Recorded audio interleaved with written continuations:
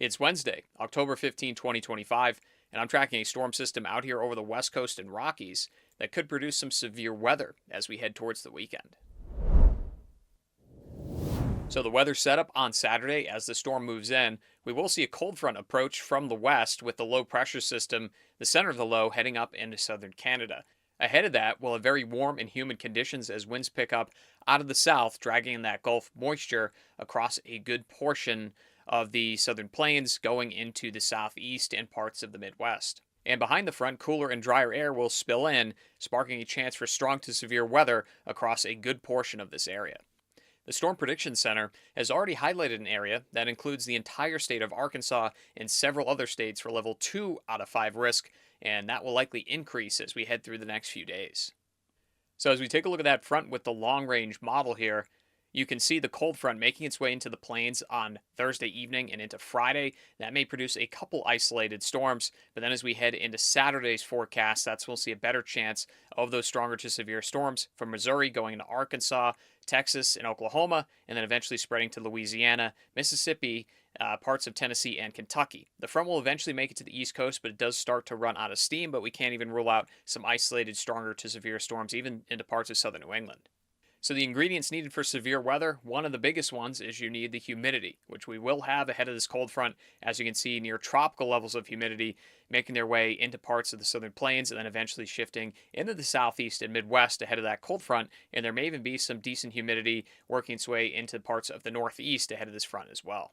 And the storms will need energy, of course, which factors in moisture, but also lift along the cold front, instability, and shear from the winds in the upper atmosphere, keeping those storms going. Notice how the storm energy peaks over parts of Oklahoma going into Texas and then shifts into Arkansas, Louisiana, and even into parts of Missouri as that cold front presses east. That's why the severe risk is there. And then the energy will slowly weaken as the front continues to make its way towards the East Coast. One important ingredient the storms will need, of course, is wind shear. So we look at the storm level winds, which is basically a little higher in the atmosphere, and they'll be gusting pretty good along the cold front as the cold front moves east. Meanwhile, lower level winds will actually be coming in out of the south. So that is going to allow storms to rotate. If you think about it, basically the storm is trying to go eastward while the winds are trying to go a different direction at the lower levels of the atmosphere. That's going to create a lot of spin, so we could have a few isolated tornadoes out of this storm setup. It's not an ideal one, but there is ingredients there potentially to have a few isolated tornadoes. Another thing we look at sometimes is the jet stream to see what that's doing. If there are favorable conditions in the upper atmosphere, that does allow storms to explode under the right conditions, and we do have a jet stream coming in out of parts of southern Canada that could intensify the storms. As you can see here, Sunday morning, it trails behind the front, but the ingredients in the upper atmosphere ahead of the front will be ripe for that storm development, and that's why this area is highlighted for the potential of those stronger storms. There's also going to be a decent amount of rain that falls out of these storms given the Gulf moisture that is available, but I don't think we're going to see widespread flooding. There may be some isolated pockets of flash flooding in the stronger storms. Otherwise, it's just a decent amount of rain, in some places much needed rain in the forecast.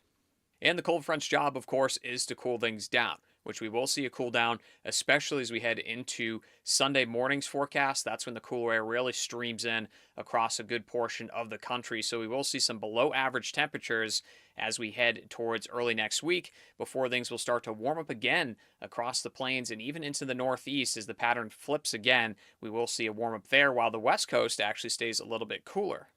And you can see the long range forecast going into next week where we have warmer than average temperatures across the eastern half of the country. Meanwhile, we have cooler than average temperatures over the Rockies. That's not just cool air, but also fresh snowfall. But this type of pattern could also yield to more opportunities of severe weather with cool air off to the west and warm air off to the east as we head through the next few weeks. So here's that snowfall forecast for the Rockies over the next 48 hours. And you can see some of the mountains may pick up upwards of a foot of snow. Across parts of the Sierras with the same system, they picked up upwards of a foot to 2 feet in some locations. So the first significant snowfall in parts of the Rockies from the storm. So looking ahead, we'll be tracking severe weather as we head through the next few days, in addition to some snow for the Rockies and a pattern change that is back in the forecast of warmer than average conditions across a good portion of the country, and also have an update on the winter forecast where we can see some big snows potentially this winter. And if you like this video, feel free to like and subscribe, or check out more of our videos on the side here. I'll have more updates on all of these things as we head through the next several days.